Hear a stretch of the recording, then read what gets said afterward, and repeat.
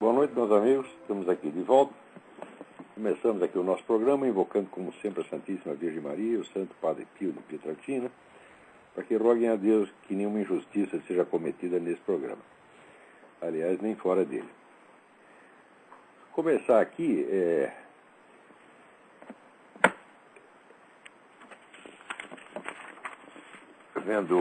tem uma mensagem aqui. Começar respondendo aqui um idiota, chamado João Lucas Gontijo Fraga.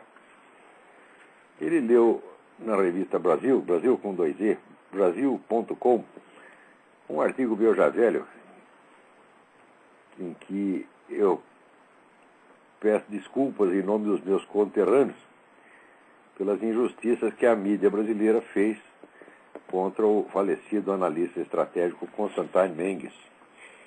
Quando o Dr. Mendes publicou um artigo falando do eixo Lula-Castro-Chaves, isso vai fazer, sei lá, 5, 6 anos, 8 anos, a mídia brasileira inteira caiu de pau, dizendo que aquilo era uma loucura, que o sujeito estava sendo pago pela CIA para mentir contra o Lula. Falaram o diabo, né? O Márcio Moreira Alves, aquela besta quadrada, né, se aproveitou do fato. O artigo foi publicado primeiro no Weekly Standard, daí o jornal Washington Times, né, reproduziu. Como o Washington Times é do Reverendo Moon, o Márcio Moreira Alves disse que o Constantine Mendes estava sendo pago pelo Reverendo Moon para criar pressão sobre o governo brasileiro, porque havia um negócio, um terreno do Reverendo Moon que estava sendo contestado pelo governo brasileiro. Assim, mas uma fofocagem de cortiça, assim, filha da puta, como só mesmo aquela cabeça do Márcio Moreira Alves, repleta de merda, poderia ter inventado, né? Eu sei, a mídia fez uma coisa tão feia com o Dr. Mendes, que é um homem seríssimo, e que estava dizendo a verdade, como mais tarde se comprovou amplamente. Então, quando aquilo tudo se comprovou, quando o Dr. Mendes morreu, eu escrevi um artigo pedindo desculpas, né? Agora, vem esse pedindo desculpa em nome dos outros, porque eles jamais pedem desculpas, né? Aí vem esse cretino desse João Lucas Gontijo Fraga, né, dizendo: quando foi que te dei o direito de pedir desculpas por meus atos em meu nome? Quem te deu o direito de pedir desculpas por mim? Por todos os brasileiros, pior. Responda essa pergunta de modo satisfatório ou pare de ousar pensar que falei em nome de outras pessoas além de Vossa Senhoria. Olha aqui, ô João Lucas, em primeiro lugar, antes de tudo, vai tomar no cu. Em segundo lugar, você não tem que me dar direito nenhum, porque eu tenho esse direito e esse dever pelo simples fato de ter nascido. Quer dizer, você pedir desculpas em nome daqueles que não o fazem pessoalmente é um ato de caridade. Tá certo? E o cristão é obrigado a fazer isso. Você não tem que me dar direito nenhum, e aliás, você não pode me dar nada. Tá certo? Você não pode me dar nem o cu, porque eu não aceito. Você não tem nada para me dar, rapaz. Então vai-te a merda, tá bom? Agora, aqui eu recebo uma mensagem do Ronaldo Castro, lá do Recife, da Universidade Federal de Pernambuco, através do seu departamento de filosofia, acaba de ter negado pela segunda vez uma simples progressão profissional ao professor e poeta Ângelo Monteiro. Oh, mas o que é isso, porra? Que vergonha, pô. O Ângelo Monteiro é uma glória da literatura nacional, uma das poucas que ainda existem, um dos poucos homens que sabe escrever nesse país. Tá certo? E lá que lá tá cheio de picareta, analfabeto, semi-analfabeto.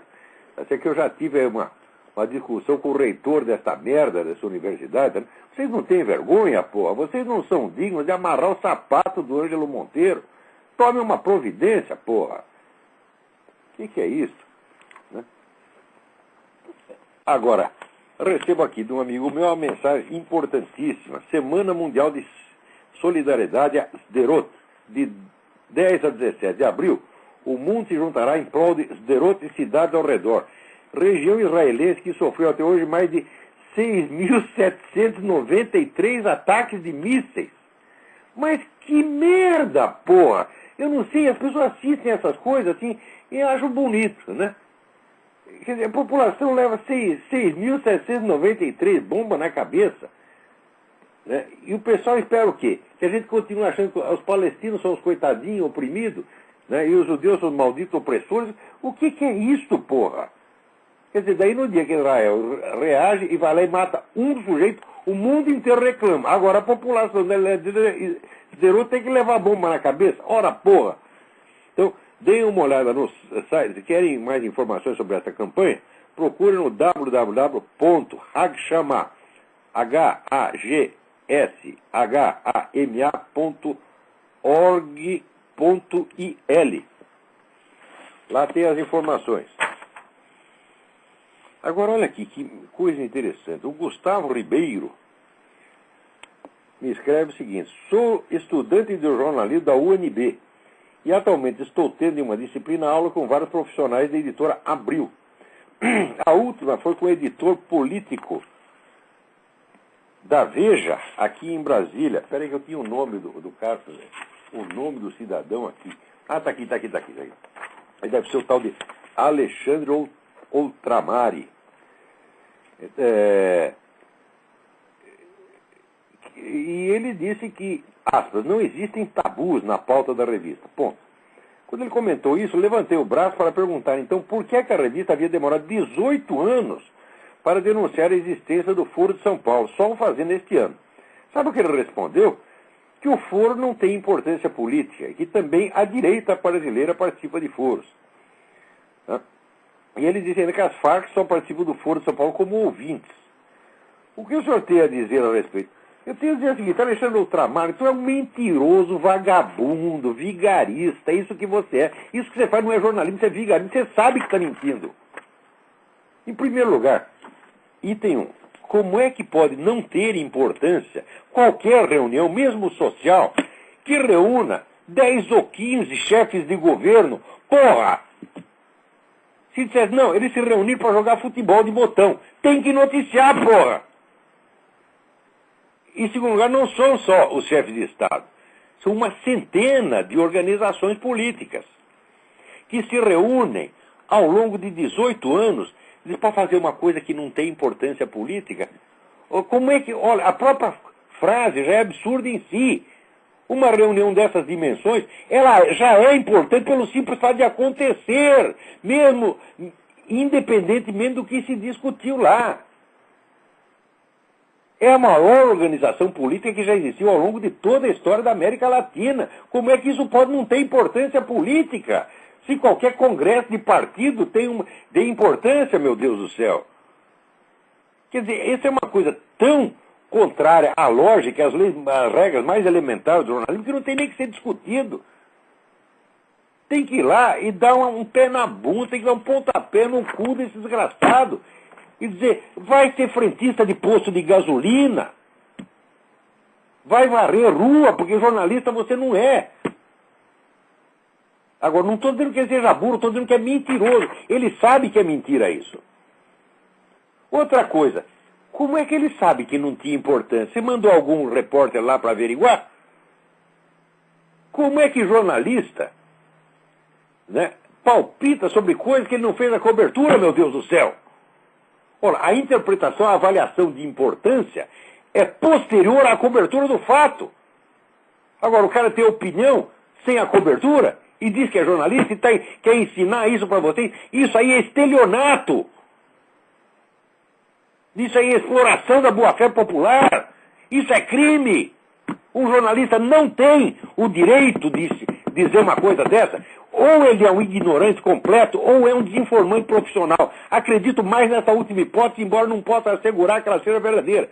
Esse cara está lá para desinformar a Veja, para manter os seus empregadores enganados, tá certo? Ele está trabalhando para o Foro de São Paulo. Se está ganhando dinheiro com isso ou não, eu não sei. Mas ele não está trabalhando para os leitores nem para a Veja. Está trabalhando para o Foro de São Paulo. Você é um ocultador profissional, você é um mentiroso. Eu não sei se foi esse Alexandre Outramar ou se foi outro. É o editor político da Veja em Brasília, que deu a aula lá na UNB. E depois outra coisa, a direita brasileira também participa de foros. Primeiro, qual direita? Segundo, que foros? Se você está chamando de direita o PSDB, é verdade, participa de foros. Em 1993, o PSDB participou de uma reunião com a turma do Foro de São Paulo, no diálogo interamericano aqui. O que tramaram lá?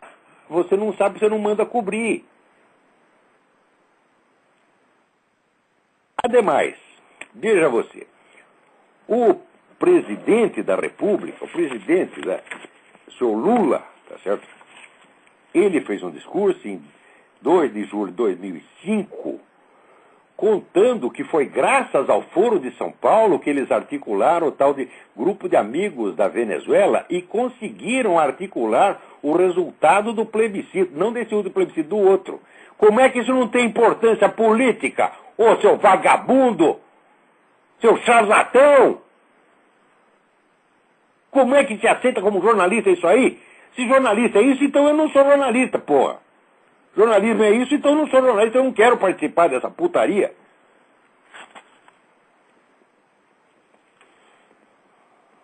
Ora, meu Deus do céu.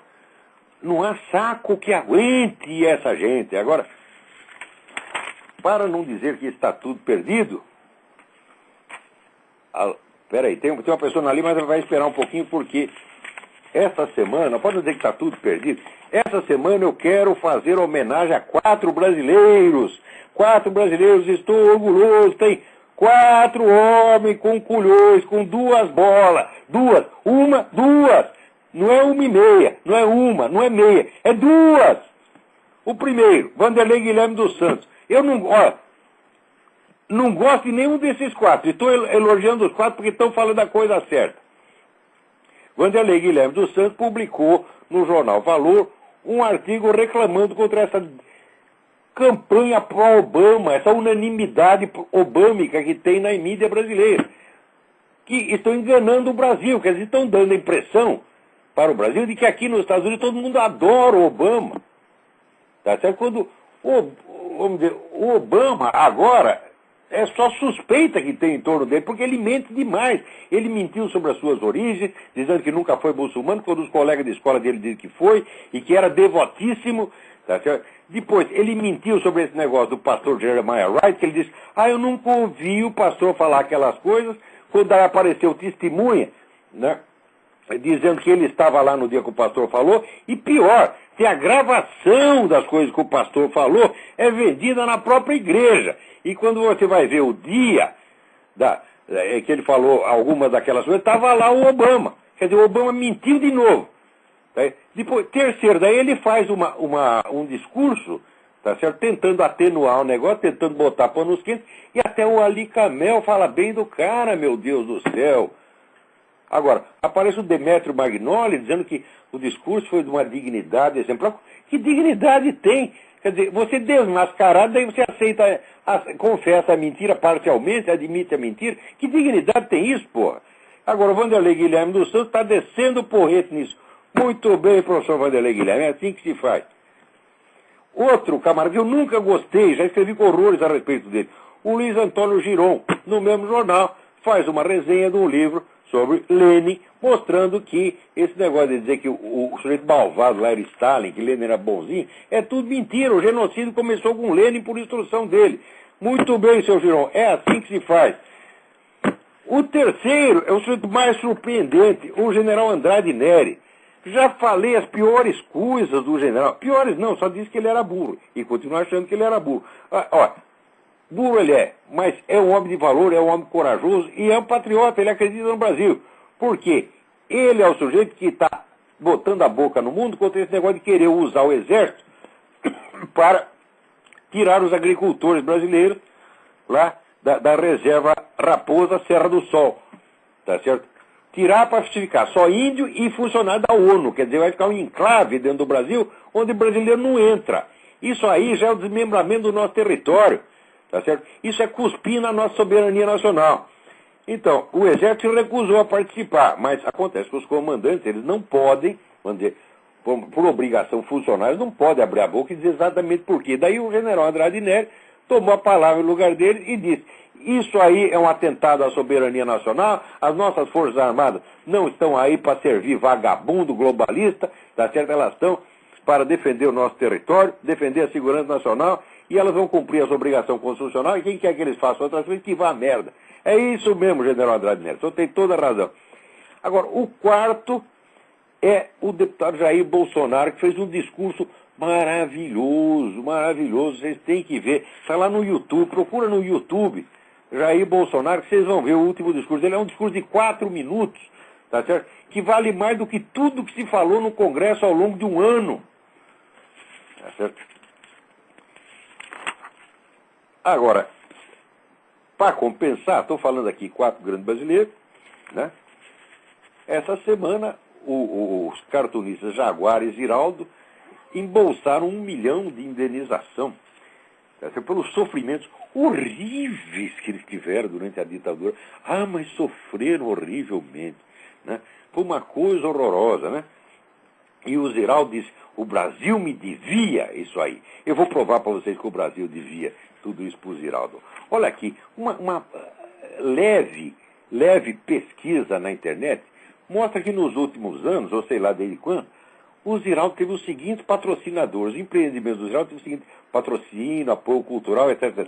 Furnas, Unibanco, Secretaria da Cultura de Minas Gerais, Fundação Companhia Siderúrgica Nacional, Banco Santander, Marcan Erickson Publicidade, a Oi, da Telecomunicação, TVE Brasil, Ministério da Educação, Secretaria de Audiovisual do Ministério da Cultura, Secretaria de Ensino à Distância do Ministério da Educação, Petrobras, Governo do Estado do Piauí, Rede Bandeirantes, FAPLAN, Caixa Econômica Federal, Prefeitura de Passo Fundo e Ministério da Cultura.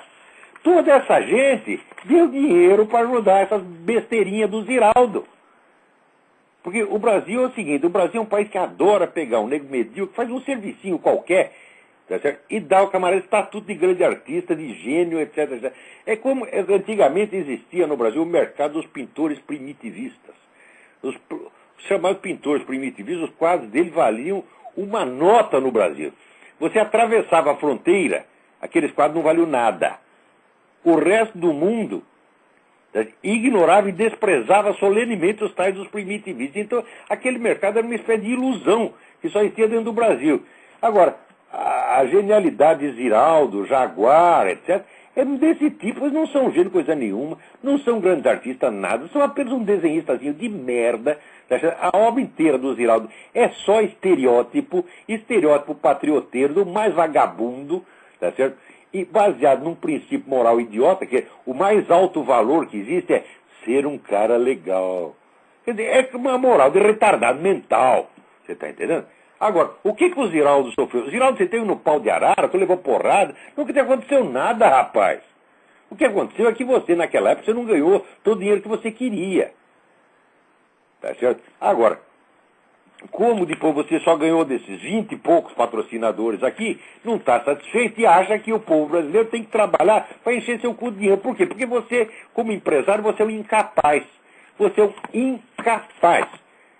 Os seus empreendimentos são incapazes de se sustentar. Você inventou aquela merda, aquela revista Bundas, que era a única revista no mundo que tinha como título o nome do órgão pensante dos seus redatores e, sobretudo, do órgão pensante do seu diretor, que é o Ziraldo, tá certo?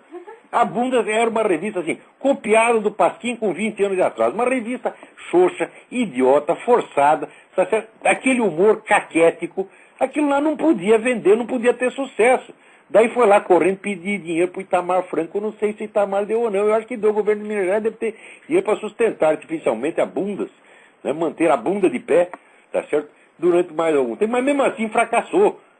Depois inventou um negócio chamado Palavra, depois inventou mais não sei o quê. Ou seja, você como empresário, você é um fracasso.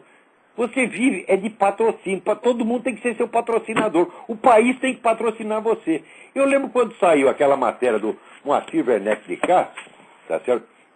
Me acusando do diabo que saiu na Veja, eu meti um processo nesse desgraçado, tá certo? E na hora do processo, em vez do Moacir Werneck de Castro estar caquético, apareceu lá o Ziraldo, que também estava caquético, tá certo? Sabe o que eu fiz? Eu fiquei com dó do cara, porra. Eu olhei aquela decadência humana, tá certo?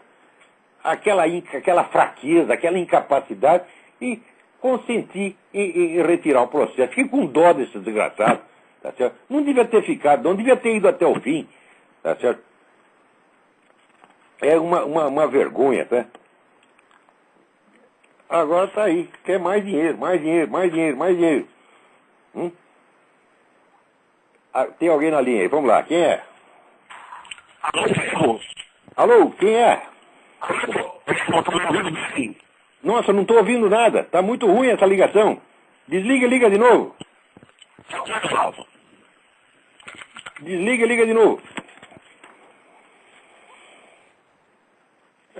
Um amigo meu aqui também me manda, né, uma reportagem que saiu na opiniãoenoticia.com.br, né, para mostrar como é que funciona esse aparato, essa máquina de boicote do Partido Comunista e organizações similares. E lembra lá a história do Wilson Simonal. Lá para Santos, o Wilson Simonal fez alguma coisa em favor da chamada ditadura militar, tá certo? Enquanto esses caras, eles preferiam servir a ditadura cubana que matou 100 mil pessoas, tá certo? Então eles adoravam a ditadura cubana e tinham horror da nossa, porque a nossa não deixava eles matar tanta gente quanto eles queriam, tá certo? Então o Wilson Simonal falou alguma coisa, ou delatou algum criminoso lá para o governo, sumiram com o Wilson Simonal, acabaram com a carreira dele. Essa é uma história que tem que se lembrar de você ver como é que funciona isso. Mas não foi só Simonal, não. Esse é um caso entre milhares. Né? Você vê, o Antônio Olinto, grande escritor brasileiro, que tem seus livros traduzidos em 30 países, tá, autor do clássico A Casa da Água, o nome do Antônio Olinto ficou proibido em toda a mídia brasileira durante 20 anos. E daí reclamam que tinha censura. Eu digo, vocês faziam censura, porra! Quer dizer, ainda dentro do regime militar, esses desgraçados dominavam a mídia, a tal ponto que quem eles não gostavam não podia sair na mídia. Eles liquidaram a carreira do Simonal ainda durante o regime militar. Olha o poder que esses caras tinham sobre a mídia já naquela época. Ora, o governo, quando proibia alguma notícia, era porque era uma notícia que importava a segurança nacional, era coisa de terrorismo, então eles não queriam que atrapalhasse as investigações, então proibiam. Claro que depois houve uns abusos. Começaram a cortar algumas notícias lá por interesse político. Isso estava errado mesmo. Né? E eu fui um dos primeiros a protestar na época. Mas, em geral, eram notícias que eles achavam que, se fosse divulgado, ia atrapalhar as investigações sobre o terrorismo. Agora, esse pessoal não. Eles suprimem notícias, sempre suprimiram. No tempo da ditadura militar, eles exerciam a censura lá dentro. Quem eles não queriam que saísse, não saía. E mais, quem eles não queriam na profissão, também era expelido. Eu fui testemunha disso, eu vi isso acontecer. Então dê uma olhada lá na opiniãoenoticia.com.br, a história do Simonal, que é muito interessante. Agora aqui, né, se o Lula assinou um decreto que as escolas agora terão aulas de história afro e indígena. Já não tem? Né, porque, olha, eu sim, desde que eu me conheço por gente, tudo que eu leio de cultura brasileira só fala de africano e índio. Né? Você lê lá qual é a ópera mais famosa do Brasil? Né? Chama-se o quê? O Portuga? O Lisboeta? Não, chama-se o Guarani. Qual é a segunda ópera mais famosa? Chama-se o Escravo. Tá certo? Os livros que o pessoal escreveu no século XIX, tá certo? Metade era sobre escravo, metade era sobre índio. Zé de Alencar só escrevia sobre isso. Né? Gonçalves Dias, Castro Alves, quer dizer, nós já estamos superlotados de cultura afro-indígena. Eu queria que contasse alguma coisinha, me dissesse o seguinte, será que o português fez alguma coisa pelo Brasil? Porque, pela versão que já é enfiada na minha cabeça, desde que eu era criança, parece que foi só africano e índio que fez, o português não fez nada. O português só atrapalhou. Não é isso?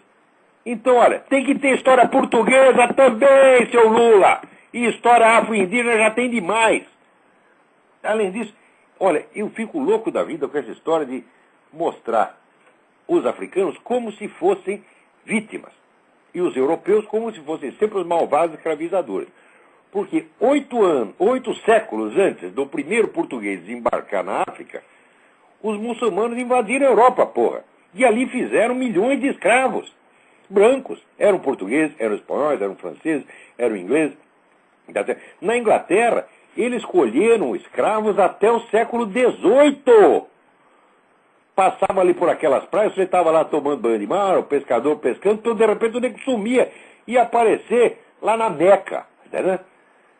E desaparecia para sempre. E, olha, foram milhões e milhões e milhões de pessoas. E desses muçulmanos que estavam lá, pelo menos 20% era africano, era negro africano. Esses são os malditos escravizadores. Fizeram isso numa época em que na Europa não havia mais a escravidão. A igreja tinha conseguido abolir a escravidão romana entre os séculos 3 e 4. Quer dizer, fazia 4 ou 5 séculos que não tinha mais escravidão na Europa. Vai lá, esses malditos, né, escravizadores, malditos traficantes de escravos, entre os quais 20 ou 30% negro africano, reintroduz a escravidão e depois vem se fazer de vítima. Isso é uma nojeira. Isso é uma nojeira, isso é uma mentira sórdida. Alô, quem é?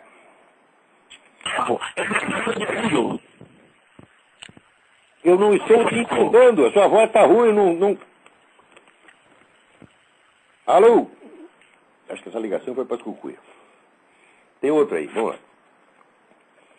Definição sobre o fascismo. Quem é que está falando? Marcelo. Marcelo, tudo bem? Tudo bem. Faça a pergunta. Eu gostaria que o senhor desse uma definição sobre o fascismo, que é sempre a primeira coisa que acusam a gente quando a gente começa a argumentar contra a esquerda. Fazer isso porque é o seguinte, tudo o que fazem, tá certo? É para esconder crime. Porque o fascismo e o nazismo só se tornaram importantes no mundo graças a Stalin. Se Stalin não tivesse ajudado a Alemanha a se rearmar, não teria havido Segunda Guerra Mundial. Jamais o nazismo teria sido uma coisa importante. Agora, depois, né, que o Hitler deu para trás e atacou a União Soviética, daí o nazifascismo ficou malvado. E até hoje, que eles não gostam, eles chamam de nazista. Por quê? Porque é parente deles. O que é a definição de fascismo e nazismo? É socialismo nacional. É um socialismo que não é de base internacionalista, mas de base nacionalista. Que diferença faz? É merda internacional ou merda nacional, meu filho? Agora, como houve essa briga interna dentro do movimento revolucionário entre duas ideologias socialistas, a que perdeu fica sendo a imagem do demônio. E a que ganhou fica tudo santinho. Tá certo? Isso é a mesma coisa que Trotsky. Se você vai ver o que os caras na União Soviética escreviam sobre... Eles falam mais mal de Trotsky, tá certo, do que do diabo, mais mal de Trotsky do que de Hitler. Tá, né? Então, é assim, quando esse pessoal briga entre si, eles ficam se odiando mais uns aos outros do que o inimigo. Então, o que eles fazem? Pega aquela parte que foi derrotada e dá a todos os adversários no nome daquilo. Chama ou de trotskista, ou de fascista, de nazista. É sempre assim. Essa gente não presta, porra. Olha, comunista decente, socialista decente é um quadrado redondo. Não existe. Não existe, não pode existir, jamais existirá. Obrigado. Obrigado eu. Olha, se quem tem dúvidas a respeito, leia o livro de Ernest Toppitsch, T-O-P-I-T-S-C-H, chamado Stalin's War. Isso é um clássico da historiografia. Leiam esse livro. Quem é que está na linha aí? Alô? Quem é? Olavo? Eu? Olavo, aqui quem fala é Gustavo, estou falando do Canadá. Como vai? Gustavo, tudo bem? Tudo bem, graças a Deus. Olavo, eu queria saber a sua opinião a respeito desse grupo de judeus que são contra o Estado de Israel e que parece que é um movimento que tem crescido, principalmente... Isso é um bando de filha da puta! Você está entendendo? Isso é que é. Por quê? É o seguinte, não é questão de você ser a favor ou contra Israel, não é questão de posição política. O Estado de Israel é questão de sobrevivência, porra. Por que os caras fundaram o Estado de Israel? Fundaram porque estavam matando eles da Europa, porra. Eles falaram que eles um pedacinho de terra onde a gente possa morar e respirar e estar em paz. Só que lá não está em paz, não. Você vai lá, foge dos nazistas, foge dos comunistas, vai lá, cria um país Israel e de repente cai 6.723 bombas na sua cabeça. Mas eles dizem, Olavo, que os judeus na Alemanha, que só tinha 1% dos judeus que aprovavam a criação do Estado de Israel e etc, e que seria... Isso aí não é uma questão de aprovar ou não, é uma questão de sobrevivência. Tem os caras que dizem, não, o Estado de Israel está...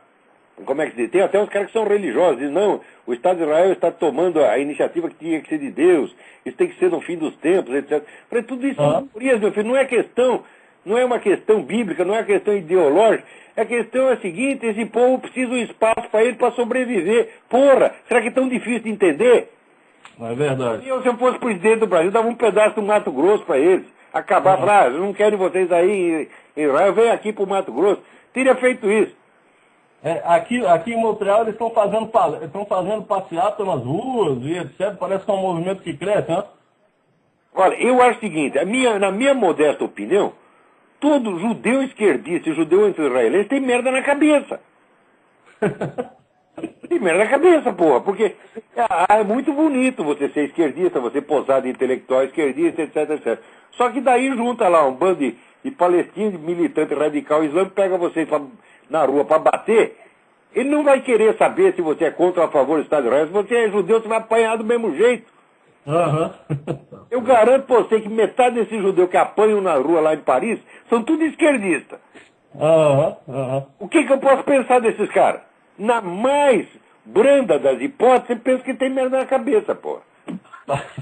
Olá, só mais uma pergunta. Eu encomendei aqui um livro de um rabi chamado Marvin Antelman. Isso. Qual é a sua apreciação do o Rabin não é um grande escritor, né? O livro é um pouco meio confuso, às vezes ele repete o que já falou e tal, mas tem informações importantíssimas. A mais importante é que ele mostra que tudo aquilo que foi feito para acabar com a religião católica no século XX, os caras já tinham feito em escala menor para acabar com o judaísmo no XIX. Eles usaram o judeu como cobaia. Já fizeram em escala pequena, inventaram um monte de movimentos modernistas, liberais, que foram dissolvendo, né, a religião judaica e pondo confusão na cabeça dos caras.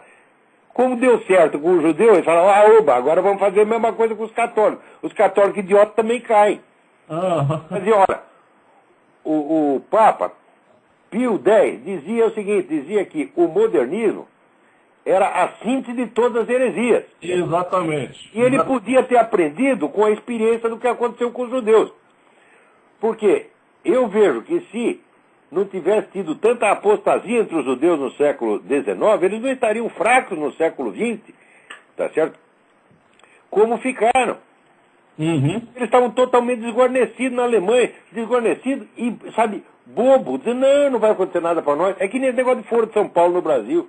Aparece um idiota lá, o tal de esse idiota da Veja, e diz, não, isso aí não tem importância política, isso não tem força nenhuma, isso não vai acontecer, tá certo? E os idiotas acreditaram.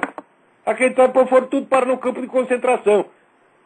Eu tenho um amigo que o pai dele tinha dito o seguinte, ele era um judeu que vivia na Alemanha, ele disse, se esse filho da puta desse Hitler ganhar a eleição, eu vou embora. A família dele toda achou que ele era maluco. Morreram todos, só sobrou ele. Mas não é o próprio Rabi, movimento revolucionário não se brinca. Tá certo? Não se brinca. Quando aparece um partido querendo o poder total, você tem que destruir esse partido, tem que fechar, tem que quebrar a espinha do desgraçado. Não pode deixar crescer. Não é verdade. Eu comprei esse livro, Olavo, porque eu estou interessado, eu lendo aí algumas das coisas na internet e eu vi que nesse livro desse Rabi ele fala dos franquistas,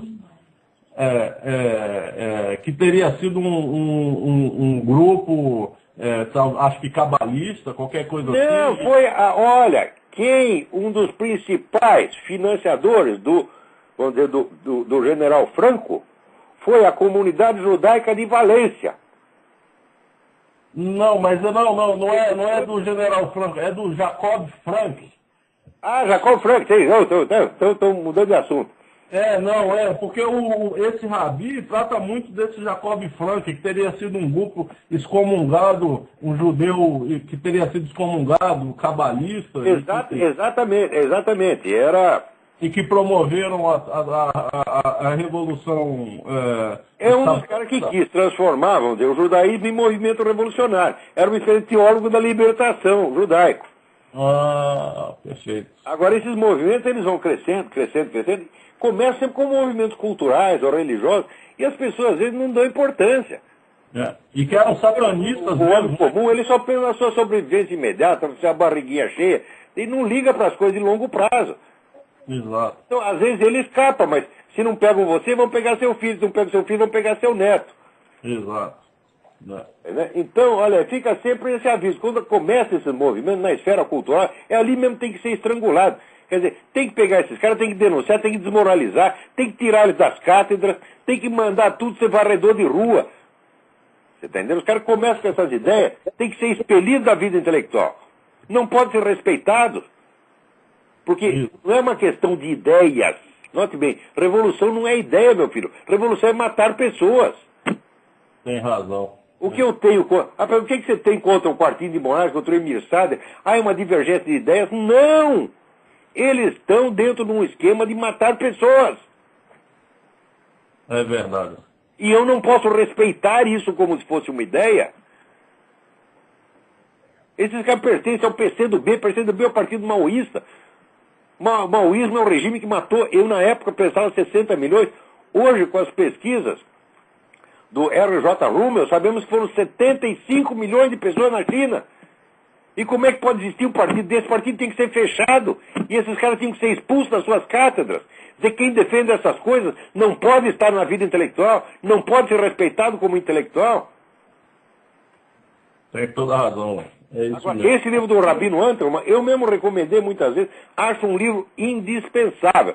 É uma pena que o Rabino sabe muita coisa, mas ele não é um escritor, e ele provavelmente não tinha dinheiro para contratar um redator para botar aquele ordem, então o material é meio confuso.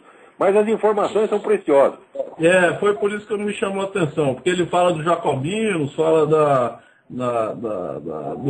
movimento, do nascimento do marxismo, até mesmo do Marx. Ele conta que a família de Karl Marx era uma família de rabinos traidores. Eles já eram traidores, fazia gerações. Exato, exatamente. Isso tudo nunca apareceu da cabeça do Marx.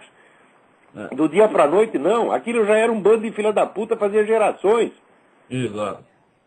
E também teria qualquer ligação com esse pessoal aí dessa seita do Jacob Frank. Porque o que me interessou... Exatamente, tudo herdeiro do Jacob Frank.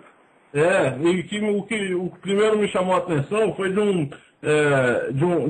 um autor que escreveu um livro inclusive sobre a pedofilia na igreja e etc. Agora eu não me recordo o nome, mas é nos Estados Unidos. Michael Rose. O livro chama-se Goodbye, Good Man. Não, exato. Mas o movimento gay foi infiltrando gente nos consultórios de psicologia dos seminários para que selecionassem só candidatos homossexuais e expulsassem os padres com verdadeira vocação. Exato. Olha, tem mais 7 pessoas na fila para falar aí. Obrigado pela sua colaboração. Obrigado, Olavo. Boa noite. Boa noite. Alô, quem é? Olavo. Eu. Oi, boa noite. Everson Cavalheiro de Campinas. Tudo bem? Tudo bem e você? A doutora liberou, agora eu posso falar com você uma vez por mês, tá? Tá bom, mas fala rápido.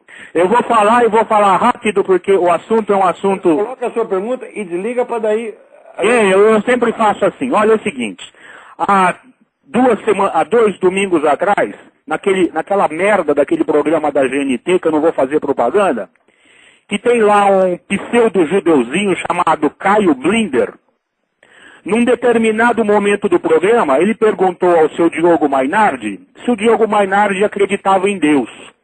O Diogo Mainardi tentou desconversar, e ele perguntou de novo. O Diogo Mainardi, eu senti que ele deu uma balançada e falou, não, eu não acredito. Aí ele perguntou de novo, o barbudinho do Caio Blinder, ele falou, não, eu não acredito. Muito bem, eu não estou em defesa de Deus, porque Deus não precisa de defesa, e muito menos de um pecador, filha da puta que nem eu. Tá? Só que é o seguinte, eu sei que talvez o seu Diogo Mainardi discute seu programa, tá? Eu quero dizer um recadinho ao seu Diogo Mainardi, ao seu Caio Blinder, que Deus não precisa que ele acredite nele. Tá? Porque Deus dá liberdade total para você. É o tal negócio, é o que eu chamo judeu do B. O está lá, está para destruir a religião de Moisés desde dentro. Está lá boicotando, tá certo? Exato. Agora, quando alguém fala mal dele, ou quando ele se sente acossado, ele diz, eu sou judeu, estão me perseguindo, a comunidade tem que me defender. O que é isso, pô? Vocês estão proxenetando. Tá certo? Exatamente. Então, só para concluir aqui, eu queria muito ouvir seu comentário a respeito, eu falei, eu vou passar isso para o Olavo. Aí, enfim, eu gostaria, inclusive, se tivesse algum rabino americano ouvindo esse programa, parar, dar uma puxão de orelha no Senhor, vamos respeitar o Senhor, o nosso Pai.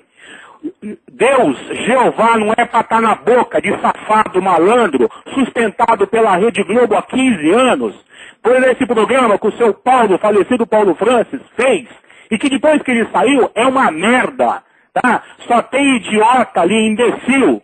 O Diogo Mainardi regulava o programa, mas também nem ele agora está valendo mais a pena. Agora, concluindo, é o seguinte.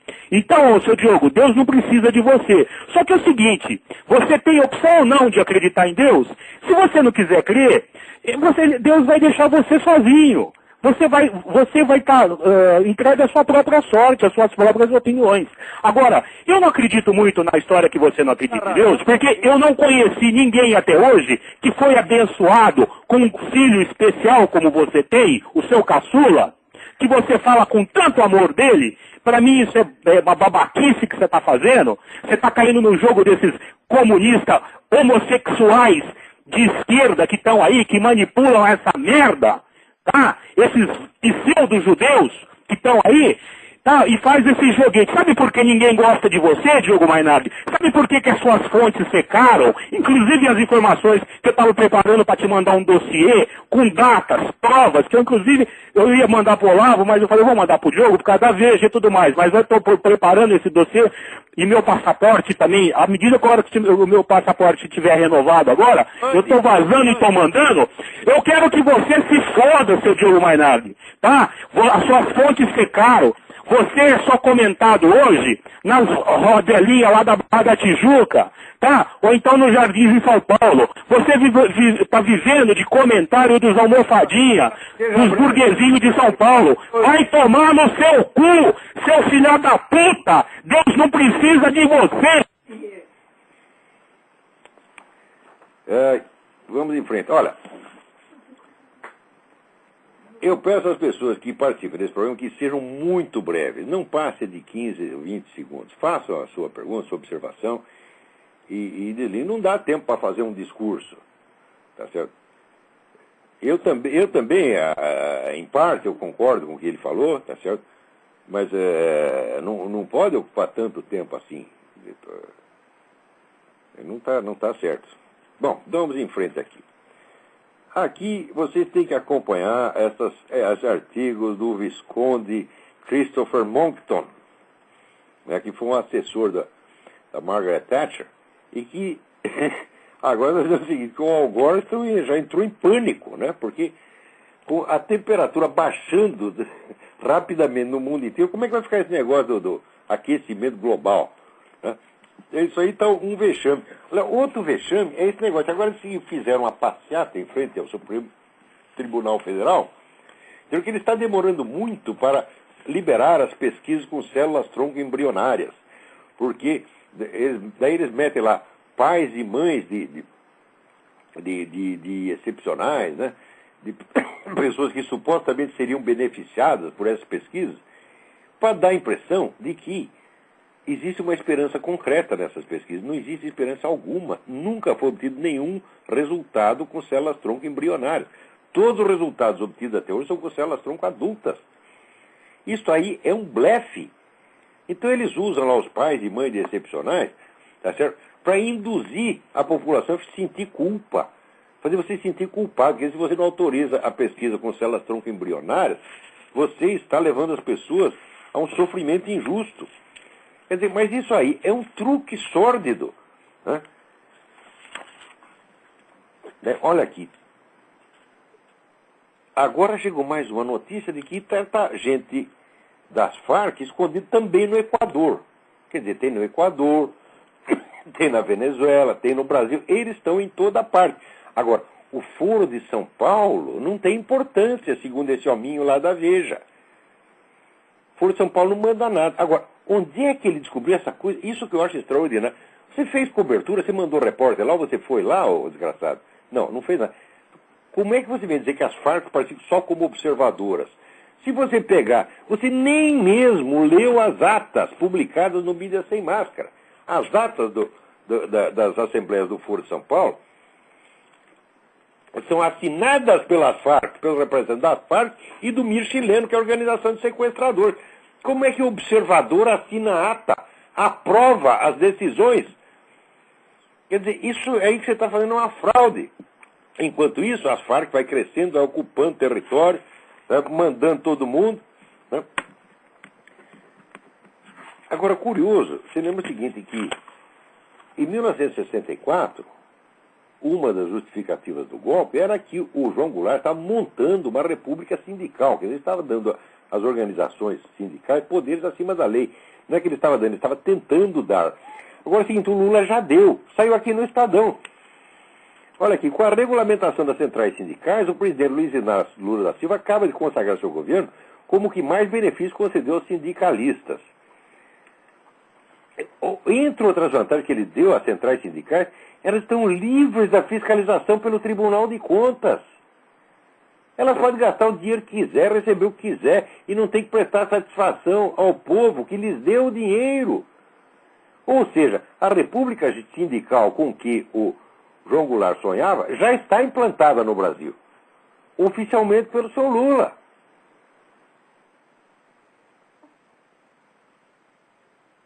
Outra coisa, segundo uma pesquisa coordenada pela Maria Celina da Araújo, da Fundação Getúlio Vargas, 45% dos cargos de alto comando no governo estão na mão de sindicalizados, enquanto a média nacional é de apenas 14%. Ou seja, essas centrais sindicais estão mandando no Brasil, pô. Isso já é a república sindical. Ou seja, então para que deram o golpe de 64? Se é para depois deixar o sujeito fazer muito pior. Aliás, hoje está muito pior, porque a guerrilha que tem hoje é mais forte do que tinha na época. Tá certo? O poder dessas organizações subversivas de massa é hoje infinitamente maior do que em 64, e está todo mundo assistindo isso e achando lindo. Agora aqui, peraí, tem mais alguém na fila aí, vamos lá. Alô? Alô, Olavo? Sim. Alô, Olavo? Quem é? Olavo, Eduardo de Campinas. Oi, Eduardo, tudo bem? Tudo bom? Olavo, bem rapidinho. O Quartinho de Moraes, pelo que eu ouço de você falar, não é um cara assim que preste. Mas por que ele é referenciado na academia? Qual é a tese dele enquanto filósofo? Então, Ele passou a vida inteira estudando um único problema que lhe interessa pessoalmente, que é o problema da esquerda militar no Brasil. O sonho dele é colocar as Forças Armadas a serviço da Revolução Bolivariana. E para isso ele tem estudado, e estudou a história da esquerda militar, a qual história ele mesmo está prosseguindo em atos. Tá certo? E é por isso mesmo que ele é importante. Ele é uma peça fundamental da esquerda no Brasil. Porque a política da esquerda com relação às Forças Armadas foi o seguinte: por um lado, através da mídia, você desce o cacete, posta, inventa mentira contra eles, uma atrás das outras, desmoraliza, xinga, etc, etc.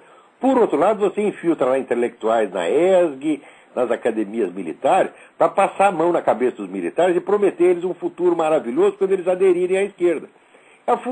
Isso é fundamental para a esquerda. O grande problema do Brasil, já dizia o coronel Agnaldo Leonel Augusto, que era, vamos dizer, a grande barreira. O Exército, as Forças Armadas são a grande barreira contra o comunismo. Elas foram e são. Então, a função do seu Quartinho de Moraes, função especializada dele, é isso, roer a grande barreira. Era isso que... E é por isso que ficaram todos ofendidinhos quando eu denunciei o que ele estava fazendo. O homem é importantíssimo dentro da esquerda brasileira. A importância dele não é intelectual, porque intelectualmente é um zero à esquerda, é uma besta quadrada. Mas tem uma função estratégica fundamental. Tanto que, quando eu escrevi aqueles artigos contra ele, você não acredita, houve uma campanha para mobilizar contra mim, isso saiu na internet, um apelo a todos os partidos comunistas do mundo para que defendessem o Quartinho de Moraes. Você vê a importância do cara. E não é pouca porcaria, não. Não intelectualmente. Entendi. Intelectualmente desafio ele para discutir, não comigo, com qualquer aluno meu. Tá certo? Ele não está qualificado para discutir filosofia com qualquer aluno meu.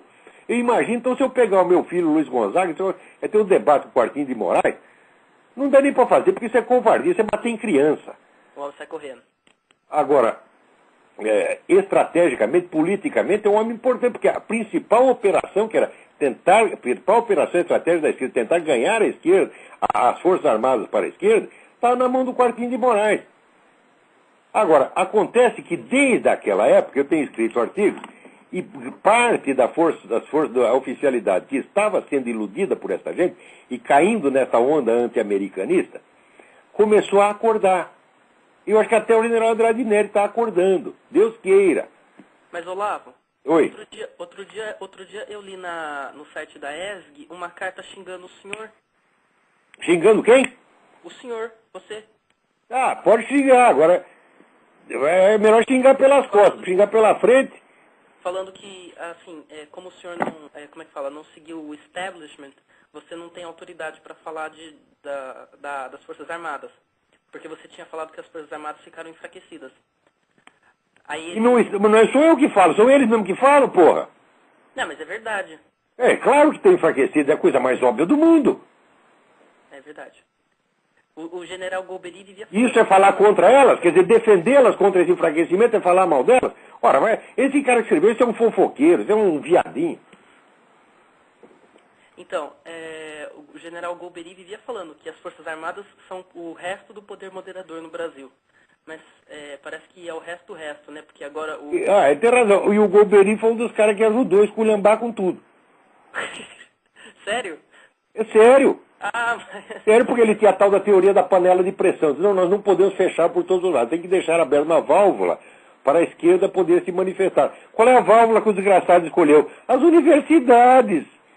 O cara entregou o establishment cultural na mão da esquerda e ainda dizem que era inteligente. A pessoa se fosse burro. Tá bom, Olavo. Muito obrigado. Obrigado eu. Tem mais alguém aí? Alô? Alô, quem é? Oi? Quem Alô? Quem está? Alô? Tá me escutando? Perfeitamente. Então, aqui é de Niterói, Como é seu nome? Rio de Janeiro. Meu nome é Cláudia. Tudo bem, Cláudia? Tudo bom, querido? Tudo de onde? Faço parte de um grupo de estudos de filosofia. Vivemos bem. estudando os seus textos. Todo mundo gosta muito. Obrigado, Liguei para obrigado. fazer um elogio. Agradecer em nome de Breno, Paulo, Francisco, Marcos. Eu é que agradeço a vocês. Tá, o Fábio, o Hélio. Tá? Eu agradeço a atenção. Vocês estão estudando. Então tá, a gente está aqui na internet aqui. Não, Olavo de Carvalho nos odeia. Beijo, tchau. Tchau. Então, olha aqui. O Evan Delanois lhe pergunta o seguinte. Ele sou matemático e ando à procura de conhecimento sobre as demais visões da matemática que existem e existiram além da moderna que vigora em todos os meios acadêmicos. Nesse sentido, já li Pitágoras, o tema do número, de Mário Ferreira dos Santos, e os princípios do cálculo infinitesimal de René Guénon. E também, é claro, sua própria explicação sobre o erro de Cantor e a diferença entre número e nome de número. O senhor teria obras semelhantes para me sugerir? Tenho várias, mas em primeiríssimo lugar, antes de tudo, você tem que ler o livro de Edmund Husserl, A Crise das Ciências Europeias. Chama-se A Crise das Ciências Europeias e a Fenomenologia Transcendental. Esse livro de 1936 é o livro fundamental sobre esse assunto.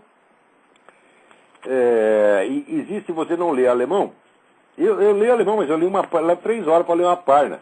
É horrível. Então, podendo não ler, podendo ter tradução, apelamos para a tradução.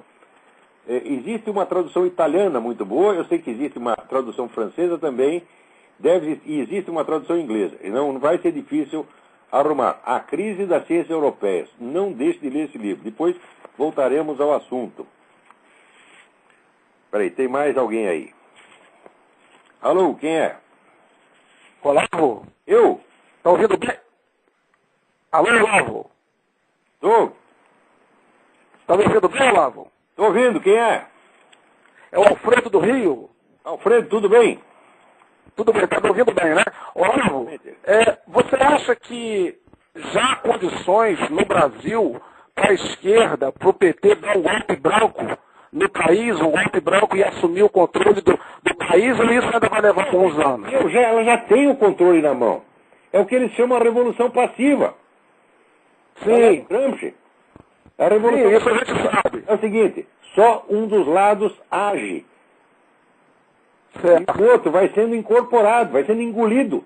É exatamente, eles já fizeram isso. Hoje, Isso a gente... condição de você, por exemplo, ter um partido conservador no Brasil. Não tem mais. Sim, isso a gente já aprendeu com você, Olavo. Isso aí você já alertou e todos nós somos muito agradecidos por você alertar a gente. O que eu estou perguntando é o seguinte, eu digo, de fato mesmo, assim, declaradamente, você acha que ainda... Eles vão demorar muito para declarar isso. Eles vão declarar isso 20 anos depois de ter feito. Porque o método que é do Antônio Gramsci, é o método vaselina. Vai ser vaselina até o fim. Sim. Você vê, eu dizendo que com a vitória do PT nas próximas eleições, que eles já estão contando e vai ter mesmo, a providência seguinte é fazer a constituinte de esquerda. Eles vão fazer uma constituinte e eles vão impor no Brasil tudo que o Hugo Chávez impôs na Venezuela e ninguém vai reclamar. Ninguém vai dizer que é a mesma coisa. Olá, outra coisa. Vaselina universal. Certo.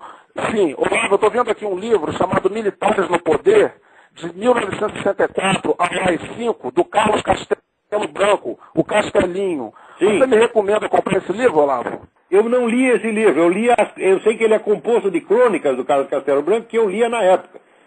Me pareceu boas até certo ponto, porque ele é um cara que ele conhecia os fatos, mas ele não tinha assim, uma estrutura intelectual para interpretar isso dentro como é que diz, do horizonte maior da história. Mas o Castelinho não era uma pessoa, digamos, de perfil conservador, Olavo? De qualquer modo, não é um material ruim, não. O Castelinho não era conservador? Olha, o Castelinho tem uma posição meio ambígua, mas ele era um jornalista, ele sabia informar. Ok, Olavo. Não escondia o cara. Ele não escondia o cara, muito vigarista, pelo menos. Ok, vou comprar o livro então. Agora, o que tu tem que ler, o que todo mundo tem que ler, é o artigo do ex-ministro da Justiça Paulo Brossard, que saiu na 0 hora de 10 de março de 2008. O artigo chama-se Entre Duas Guerras. 0 hora de Porto Alegre, 10 de março de 2008. Entre Duas Guerras, por Paulo Brossard. Por favor, leiam esse artigo, é muito importante. O Paulo Brossard está endossando tudo o que eu estou falando. Agora, o Paulo Brossard foi um grande ministro da Justiça. O que nós temos hoje no lugar dele? Temos um cidadão chamado Tarso Genro. A respeito do Tarso Genro, não deixem de ler a notinha, né, em que o Reinaldo Azevedo comenta daquela poesia, porque o Tarso Genro acha que é poeta, em que o Tarso Genro, ele diz assim, né, quanto te esperei e quanto sêmen derramei em vão, né? E o Reinaldo Azevedo diz que ali, em vez do eu poético, é o eu punhético. E com toda a razão. Agora, você veja, o sujeito é o seguinte, é um punheteiro e reclama da porra que perdeu. Quer dizer, ele quer tocar punheta e não quer perder a porra, ele quer de volta. Quer minha porra de volta, quer indenização. Quer dizer, olha a mentalidade, olha a mesquinharia, olha a pequenez intelectual desse cara, né? E o pessoal ainda vai lá e dá a mão pra ele, pô. O sujeito tá lá mexendo no pinto, perdendo porra, tá entendendo? E todo mundo, seu ministro, etc, etc. Quer dizer, como é que uma coisa dessa... Olha o que virou a literatura no Brasil, meu Deus do céu. Olavo, o jornalista Eugênio Bussi está lançando um livro dessa semana no Brasil chamado Em Brasília, 19 horas.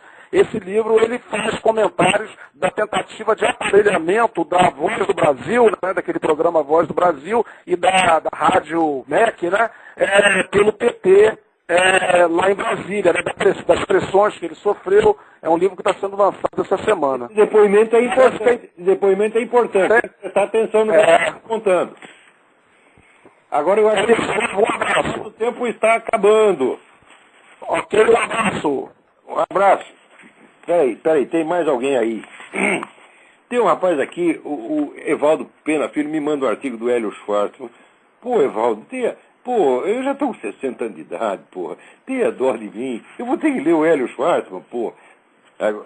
Agora, o Caio Rossi me manda um negócio aqui importantíssimo, que não vai dar tempo de comentar, mas, bom, aqui, um artigo, The Coming Food Catastrophe, próximo, o iminente desastre alimentar, The Coming Food Catastrophe. A autora chama-se Gwen Dyer, D-Y-E-R. Procure no jornal CanadianDimension.com, The Coming Food Catastrophe. Não deixem de ler isso, é muito importante. onde ela diz que essa mania do negócio de biocombustíveis, tá certo? Vai causar fome no mundo. Está para acabar a era da comida barata, porque eles vão usar tudo para fazer etanol, né? Quer dizer que 30% da colheita de grãos esse ano vai ir direto para as destilarias de etanol. Quer dizer, que merda! É um alarme muitíssimo importante. Obrigado ao Caio Rossi. E obrigado a todos vocês que me ouviram até aqui, né? E até a próxima semana. Muito obrigado a todos.